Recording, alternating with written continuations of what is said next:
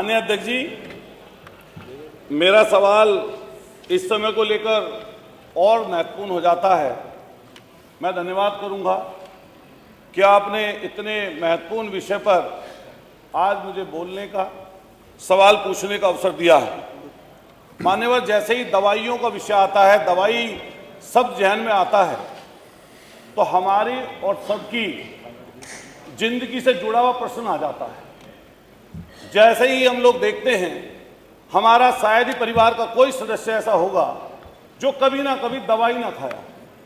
अगर उन्हीं दवाइयों में कहीं पर नकली या नशीली शब्द का प्रयोग हो जाए और या उसकी चीज का संज्ञान कहीं पर आ जाए, तो हम समझ सकते हैं कि हम अपने बच्चों के लिए क्या सोचते होंगे।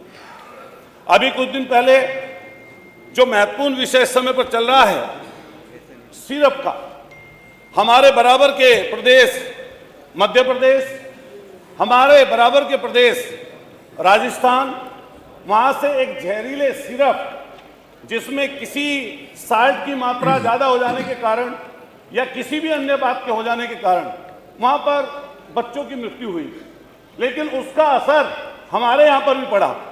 मैंने देखा सरकार की तरफ से कई बयान मिले और उन बयानों में यह कहा गया कि इसकी गहनता से जांच होनी चाहिए और किसी भी तरीके से कोई नकली दवाई या नकली सिरप का इस्तेमाल ना हो।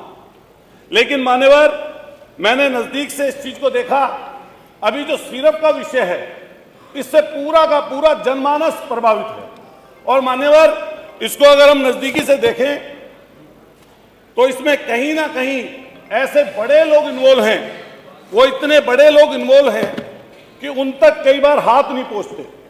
अभी मैं जब देखता हूं, 1.5 साल पहले इसी उत्तर प्रदेश के इसी राजधानी में सुशांत गोल्ड सिटी में एक बड़ा जखीरा इसी कोडिंग सिरप का पकड़ा गया था और आनंद फानन में वो जांच उस समय सरकार ने एसटीएफ को सौंप दी।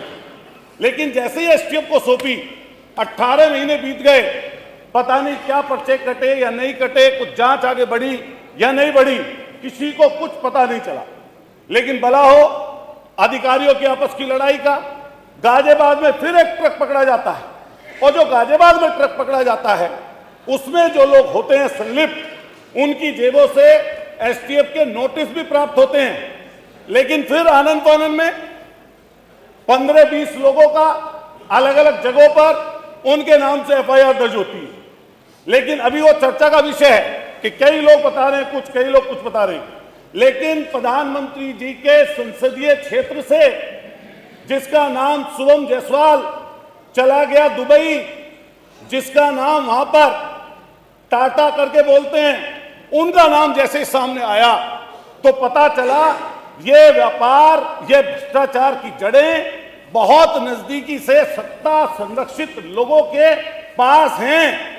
और ऐसी समस्या और अच्छा हुआ आपने पूछ लिया, नियम 56 वाला भी इसी में आ गया। पूरा कर दूंगा 5 मिनट। मान्यवर, मैं आपसे कहना चाहता हूं, वो जाते थे आप लोग, मैं आपसे कहना चाहता हूं, ये बहुत ही गंभीर विषय है और मैं इसलिए ये वाली बात बोल रहा हूं कि नजदीकी से 128 मुकदमे दर्ज किए गए, लेकिन इतनी मामूली धाराओं में मुकदमे दर्ज किए गए कि सहारनपुर, गाजियाबाद, आगरा, प्रयागराज, आपके बनारस, इतनी मामूली धाराओं में किए गए कि 200 करोड़ की जिसके ऊपर ईडी का छापा डला, 200 करोड़ की जिसकी संपत्ति अटैच की गई, मान्यवर 200 करोड़ की, उस संपत्ति अटैच करने वाले व्यक्ति को जमानत मिल गई, जिसका नाम विभोर राणा और आपके दूसरे का नाम विशाल सिंह है।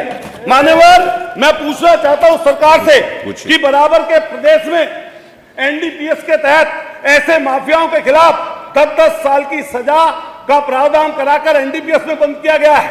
क्या मान्यवर सरकार ये कहेगी या बताएगी कि ऐसे लोगों के खिलाफ एनडीपीएस के तहत, गैंगस्टर के तहत मान्यवर सरकार बुलडोजर में माहिर है, लेकिन बुलडोजर पता नहीं कहां चला गया, ड्राइवर सो गया या कोडीन पीकर नशे में है, चाबी पता नहीं कहां खो गई।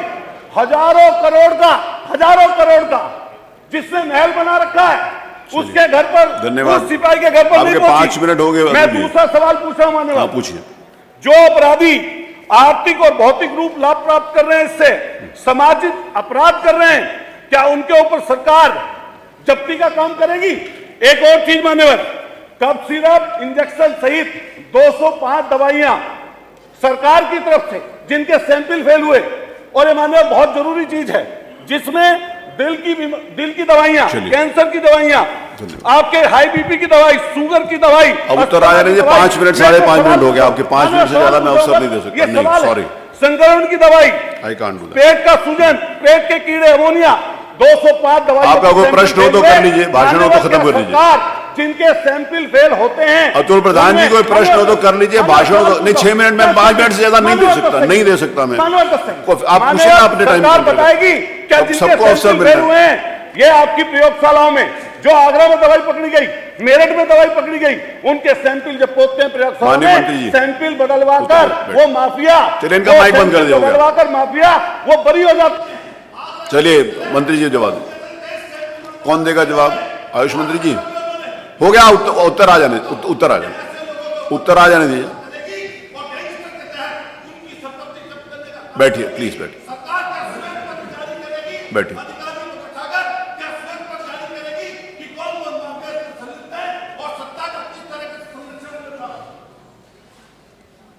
माननीय मंत्री जी।